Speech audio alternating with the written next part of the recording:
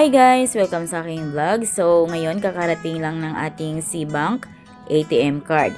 Kailangan natin tong i-activate or i-connect sa ating SeaBank apps para magamit natin to pang withdraw or kaya pang bayad sa mga binili natin. So, bago yan, kung kayo ay bago sa aking vlog, please consider to subscribe para updated kayo lagi sa mga videos ko. Ngayon, open nyo lang yung SeaBank apps ninyo.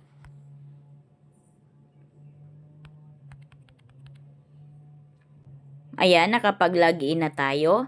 Dito, makikita nyo agad yung cards. Click nyo yung cards.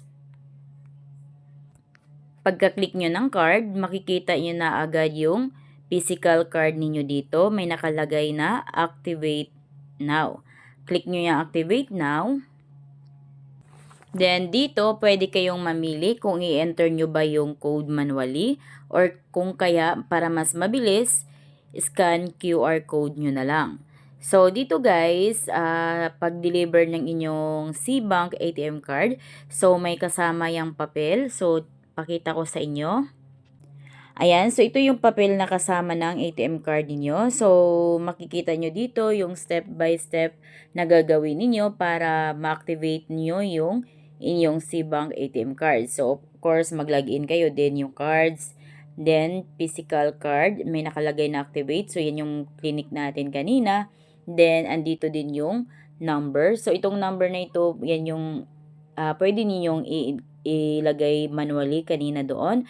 And then, pwede ding i-scan QR code na lang para mas mabilis. Ayan, so dito nyo makuha sa papel na kasama ng ATM ninyo ang QR code. Ngayon, balik tayo sa apps. So, dito, click natin tong scan QR code para mas mabilis. Scan na natin.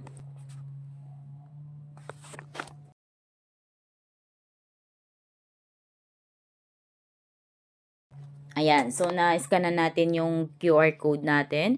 Kailangan lang natin dito maglagay or ilagay natin yung ating password. So, para ma-confirm nila na kayo talaga yan. Ayan, then card activation successful na. Congratulations, your physical card is now ready to use. So, ganun lang guys kung paano ninyo i-activate ang inyong SeaBank ATM card online. So, kung kayo bago sa aking vlog, please consider to subscribe para updated kayo lagi sa mga videos ko. Thank you for watching!